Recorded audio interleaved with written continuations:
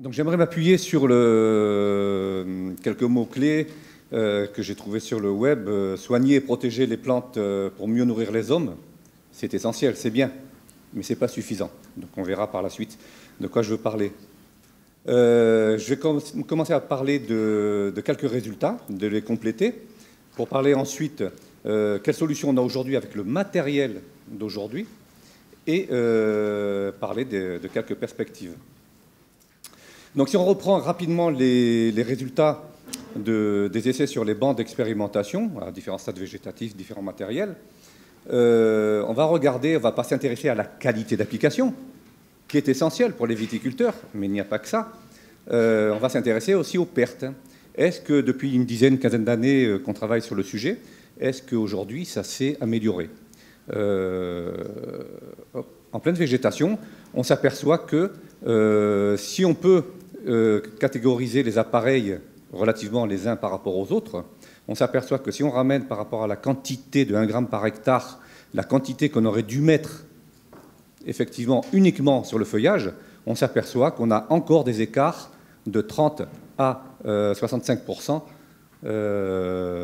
même sur du bon matériel. Sur du panneau récupérateur, on va aller jusqu'à 15% quand même de perte. C'est encore trop. En milieu de végétation, 30 à 65% encore de pertes entre les différents matériels. Et sur le début de la végétation, on reste encore à aller jusqu'à 80% de pertes sur le matériel actuel. Donc le banc permet aussi de quantifier ces pertes. Et c'est corrélé avec toutes les mesures qu'on a fait depuis plus d'une dizaine d'années. Donc on a une marge importante sur le matériel, et on a une marge importante aussi par rapport à tous les résultats qu'on a de raisonner les quantités de produits et de les diminuer. Et ainsi, si on diminue les quantités de produits, on va aussi diminuer les pertes, bien évidemment.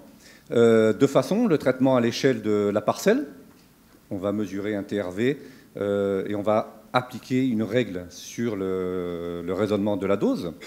Et est-ce qu'on peut faire du traitement intraparcellaire avec le matériel aujourd'hui par rapport à l'hétérogénéité du végétal? Je pose la question, c'est-à-dire moduler le traitement. Quand on parle de moduler du traitement, c'est moduler en temps réel, ce n'est pas simplement adapter. Il y a une petite confusion sur le terme souvent. Donc, issu de diapos de Emilio, il doit les reconnaître, je l'ai cité en bas. Que peut-on faire avec les pulvérisateurs actuels? On peut faire un traitement à l'échelle de la parcelle par rapport au TRV du volume végétal, en faisant une règle de 3, ni plus ni moins. On va faire une mesure globale du TRV, et en fonction de ce TRV, on va adapter la dose.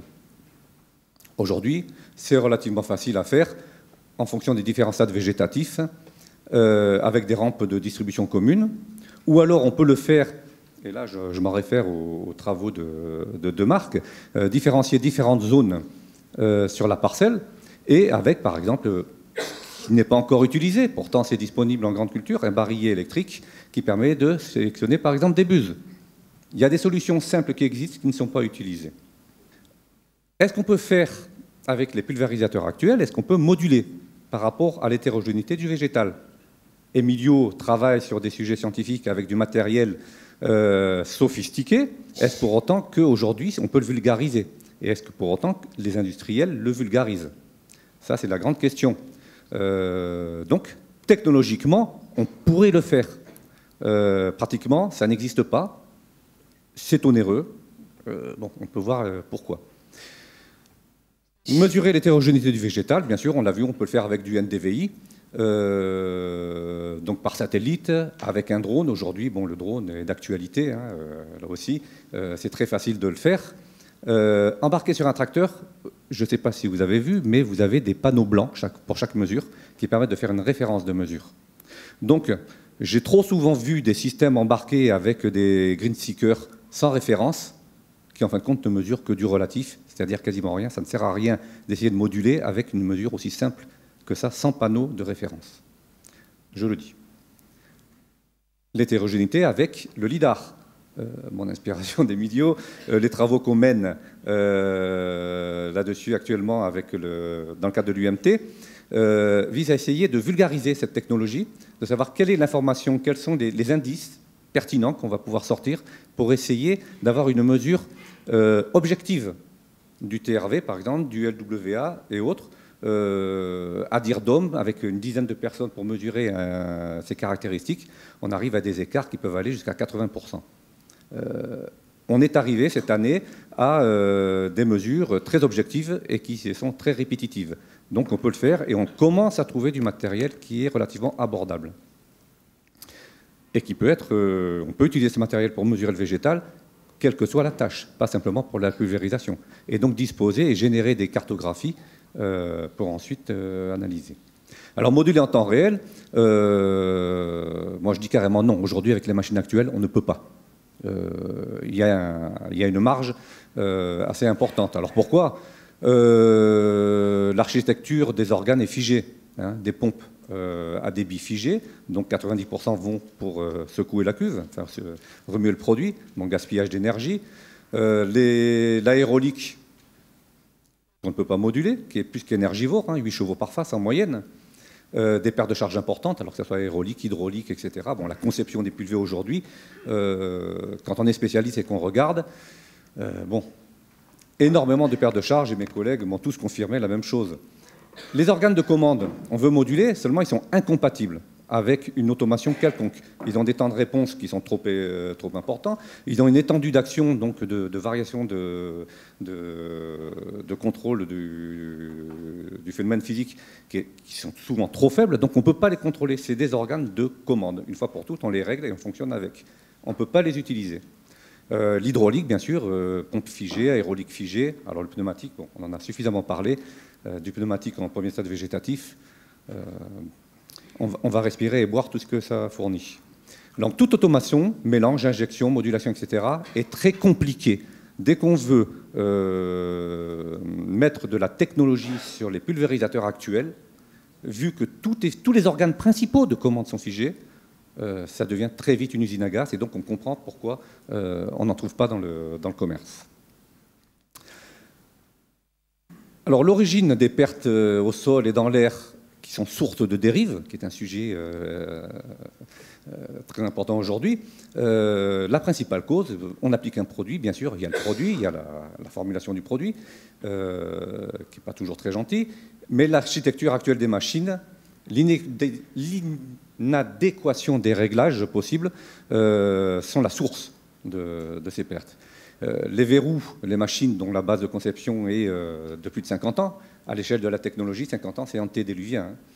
Donc pompe à débit fixe, cloches à air qui sont souvent insuffisantes et jamais réglées, des générations d'air énergivores non modulables, donc une intégration coûteuse des nouvelles technologies, hein, contrôle commande compliqué, un marché industriel qui est prospère, hein, quoi qu'on dise, hein, il est prospère, plus 4% je crois cette année ou l'année dernière, et qui est un peu figé. Je ne rentrerai pas dans les détails de pourquoi il est figé. Des technologies qui sont amorties, donc c'est amorti, pourquoi les faire évoluer puisque le marché il marche bien. Et ensuite, bon, il faut le dire, le coût du traitement est souvent faible par rapport au chiffre d'affaires généré par les exploitations dans nombre d'AOC. Nombre de fois, j'ai questionné des viticulteurs et qui me disent « Oh, moi, la pulvée, bon, ça ne me coûte pas cher. » On entend trop souvent ça, malgré qu'il y en ait qui font de gros efforts. Mais bon, c'est un discours qu'on ne voudrait plus entendre. Et ensuite, eh ben, ça a été rabâché, mais la dose hectare cadastrale des produits, c'est un système dépassé aujourd'hui, qui est bloquant, même pour la diminution de l'Ecophyto 2018. Est-ce qu'aujourd'hui, 2018, c'est 50% de réduction de dose depuis 2010, je crois que ça a commencé. On est en 2014, est-ce qu'on est à moins 25 aujourd'hui? Je pose la question. Alors il y a des leviers, bien sûr, parce que bon, vous pouvez espérer. On est là, nous, pour chercheurs, on est là pour essayer de faire avancer les choses et de proposer des solutions, surtout, qui soient utilisables. Levier de progrès, bon, la nécessité de traiter même en bio, ça, donc ça nous oblige. Une réglementation de plus en plus contraignante, la question à poser, l'est-elle assez contraignante? Un désir d'image respectueux de l'environnement et de progrès de la part des agriculteurs, notamment des grosses exploitations qui sont très rentables, parce que bon, ça fait partie d'un affichage, et des technologies matures disponibles qui sont issues de l'industrie. Et moi je dis toujours, et je n'arrête pas de répéter, mais pourquoi on ne va pas voir ce qui se fait ailleurs? Et il y a nombre de solutions, notamment dans l'application des peintures. Je crois qu'il y a un grand groupe qui fait de la pulvérisation, mais qui fait aussi de la peinture. Pourquoi ils ne s'en inspirent pas? Des solutions. Alors, il faut faire de la réingénierie de la machine. À partir de ces technologies issues de l'industrie, on a besoin de pompes à débit variable. Bon, avec une prise de force, c'est assez difficile d'avoir une pompe à débit variable. Des cuves à eau et des cuves produits séparés. Déjà, si au lieu de chercher à faire une injection directe sur une machine qui est figée, on cherchait à faire simplement un mélange. On pourrait peut-être économiser du produit. Et pourtant, c'est relativement simple, mais on n'en trouve pas. Si on va aller plus loin sur la modulation réelle, il faudrait contrôler à la buse. Il existe des systèmes en grande culture, des systèmes à recirculation par exemple, des choses plus simples. Mais ceci dit, aux USA ou en Italie, on commence à trouver des bus PWM, donc on fait varier le débit, des bus modulés par air dans la peinture. Bon, il y a des solutions.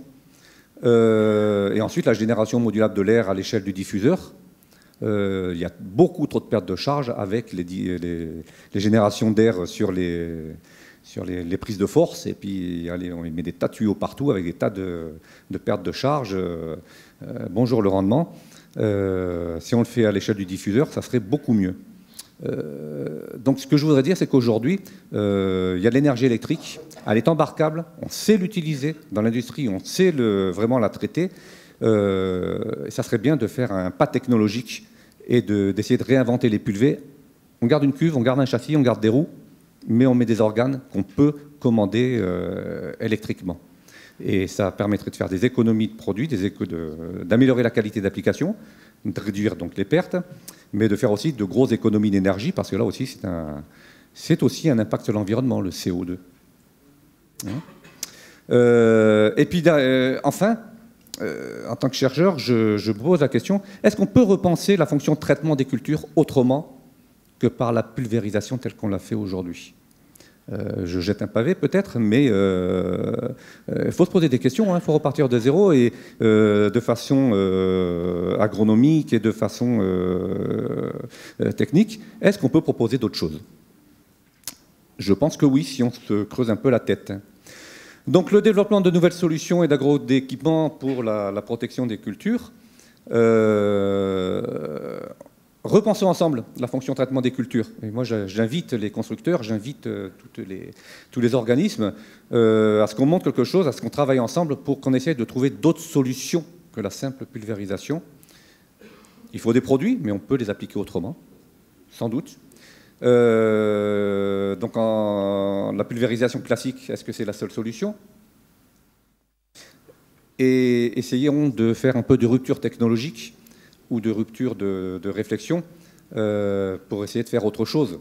Et essayons aussi de confiner les traitements totalement. On ne peut pas se contenter de protéger la plante et de s'assurer que la plante est protégée à partir du moment où il y a de l'impact sur l'environnement, sur la biodiversité, sur les personnes. On ne peut pas l'occulter. Et donc confiner, vous avez l'image d'un petit robot qui confine totalement, pas à moitié, pas partiellement, totalement. Donc concevons ensemble de nouveaux concepts, des agroéquipements novateurs, efficaces économiquement, bien sûr, viables, pour mieux soigner et protéger les plantes, mieux nourrir les hommes, mais préserver la santé de l'homme et de l'environnement des impacts négatifs de la protection phytosanitaire. Et ça, aujourd'hui, c'est important, et M. Rollet l'a signalé de façon forte en début de conférence. Merci. Merci Vincent.